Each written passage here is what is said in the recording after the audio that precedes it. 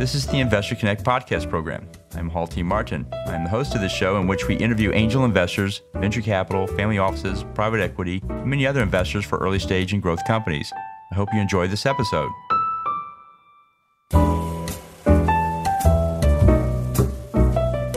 Well, hello, this is Hall Martin with Investor Connect. Today I'm here with Brendan Nugent, CEO of Adrenaline. Brendan, thank you for joining us. Thank you. Thanks for having me. So what was your background before working with Adrenaline? What did you do before this?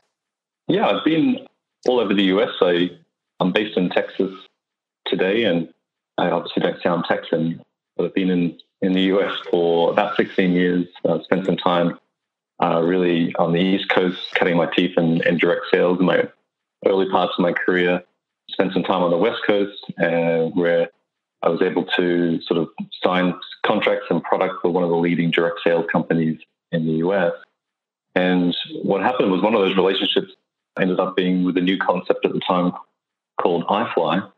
And iFLY is Austin, Texas based, and that's how I ended up moving from the West Coast to Austin. And I had 6 great years with iFLY, and it's just an amazing experience that saw the company sort of go from what at the time was 8 or so locations all the way up to 80 locations is where sort of they're at the moment, and was able to sort of enter the company just post Series A funding and was able to see and be part of the Series B fundraise. And yeah, it was just a great experience. Great. Well, tell us more about the work that you guys do there at Adrenaline and your role there with them. Yeah, sure. So adrenaline.com is essentially an online travel agency and gift marketplace. And what we really do is we provide a choice to consumers of over 1,300 active experiences in the US. And that portfolio covers nearly over 40 states in the US. And think of it anything from amazing, heart-pumping, cool activities like flying experience, such as helicopter tours, skydiving, land adventures like ATV rentals, jet ski tours, whitewater rafting, and all the way up to things like driving a Ferrari on a racetrack. And so really, as the business sort of got established in the US, it really went hard at building out that product portfolio. And it really is an amazing collection of experiences that people get to choose.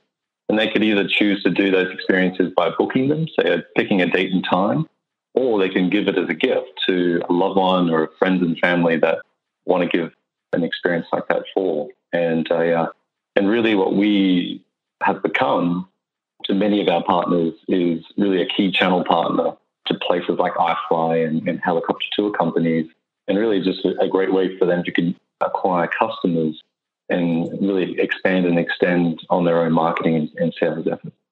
Great. Well, let's talk about the rise of the travel venture segment. What can you tell us about this segment and how it's growing and how big it is? Yeah, obviously 2020 it's changing quite dramatically because of COVID, and our business was really targeted towards a lot of international tourists that are looking to do some of these experiences in places like New York City and Vegas, Los Angeles. And really what we've seen really from the onset of COVID is a complete shift. We saw many of our partners go in the early stages of COVID go into hibernation as they reset their businesses.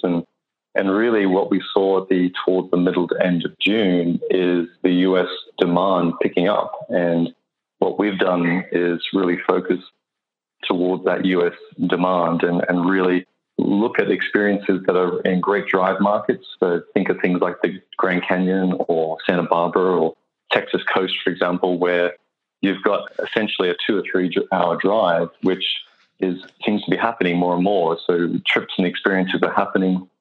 There's people obviously traveling internationally. They're picking maybe that destination that they've always wanted to go, but never had the time to do it. And that's what we're seeing.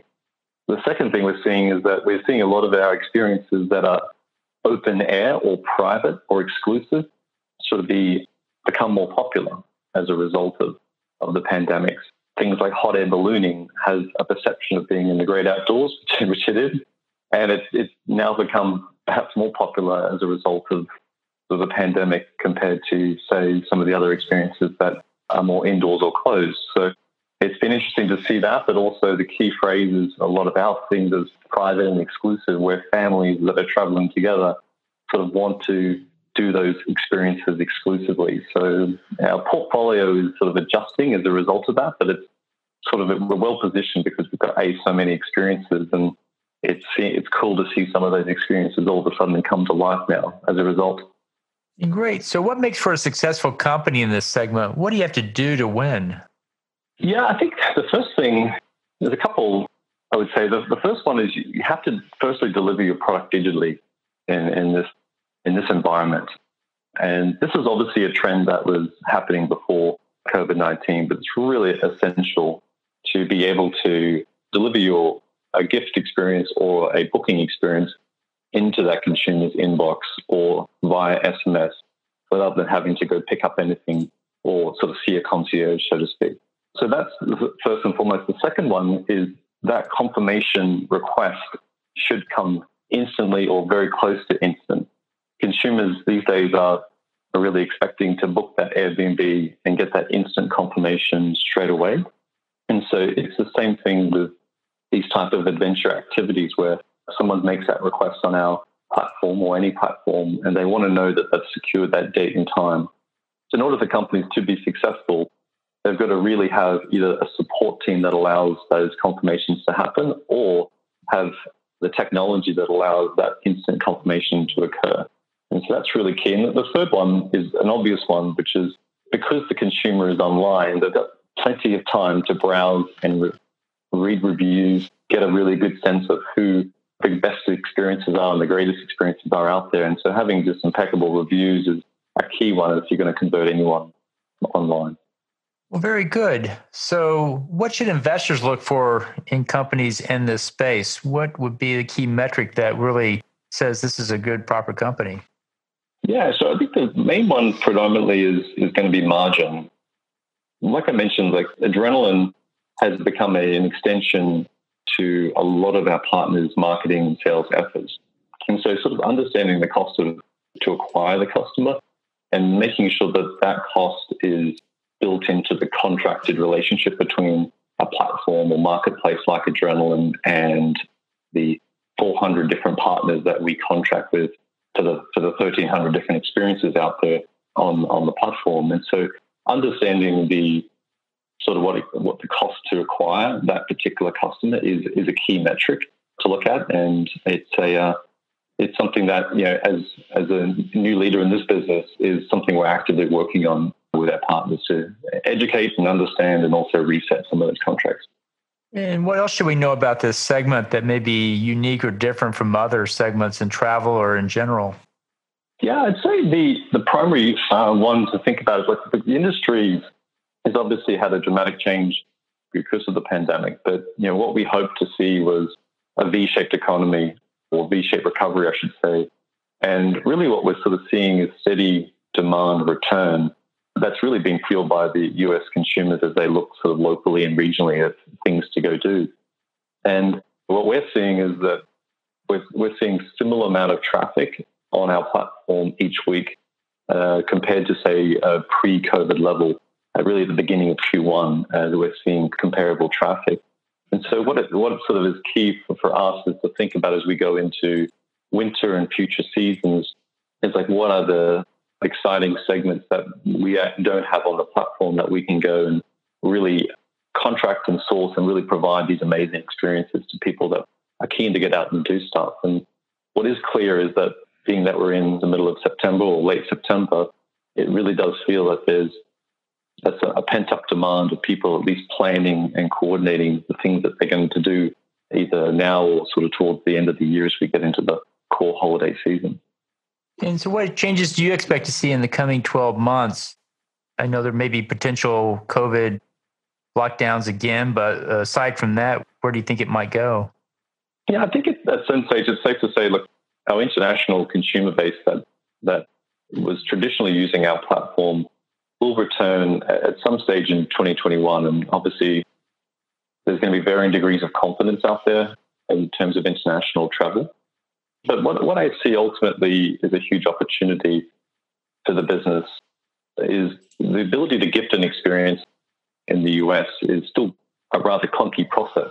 When you think of sort of gifting a gift card, most people think of a gift card that you put into a birthday card or a thank you card, and you maybe buy that at a Walgreens or a local grocery store, sort of nearly anywhere in the country. And in order for us to deliver that experience as a gift card, it's quite a challenging process for these big gift card companies to deliver. And so I see the propensity for people to, instead of gifting, say, a dining gift card, and instead of being able to gift a private, exclusive, say, open experience, is something that we see the start of some of that demand uptake on. And really, that's what we are looking to pivot our business towards. And we're starting to see traction where people don't necessarily want to make a booking, but they are looking to make a gifting experience. And as we go into the holidays, we think we're really well positioned based on the fact that we have everything can be delivered digitally. And obviously, the biggest gifting period is going to be the end of the year as we get towards the holidays. Very good. Well, in the last few minutes that we have here, what else should we cover that we haven't?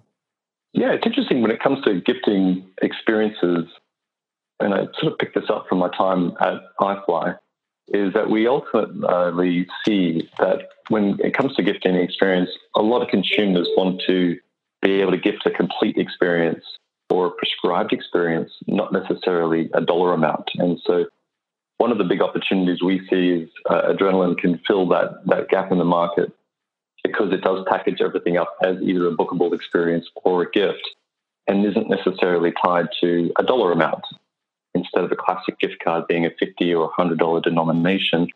So it's going to be an interesting position to be in that allows us to be able to capitalize on being able to package up the complete experience. So whether you are gifting a family or loved one a skydiving experience or a sort of driving experience, giving them the whole experience so they're not having to work out how much it costs is, I think, a really compelling thing. And being able to do that digitally is going to be the sort of the icing on the top. Great. Well, appreciate you sharing that with us today. How best for listeners to get back in touch with you? Yeah, I'm easily found on LinkedIn, Brendan Nugent at Adrenaline. Brendan.nugent@adrenaline.com is my email address, and happy to answer any questions that people may have. Great. Well, appreciate you joining us today and hope to have you back for a follow-up soon. Cool. Thanks all. Investor Connect helps investors interested in startup funding. In this podcast series, experienced investors share their experience and advice. You can learn more at investorconnect.org.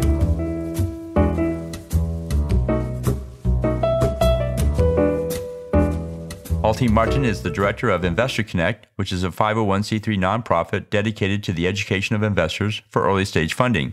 All opinions expressed by Hall and podcast guests are solely their own opinions and do not reflect the opinions of Investor Connect. This podcast is for informational purposes only and should not be relied upon for the basis of investment decisions.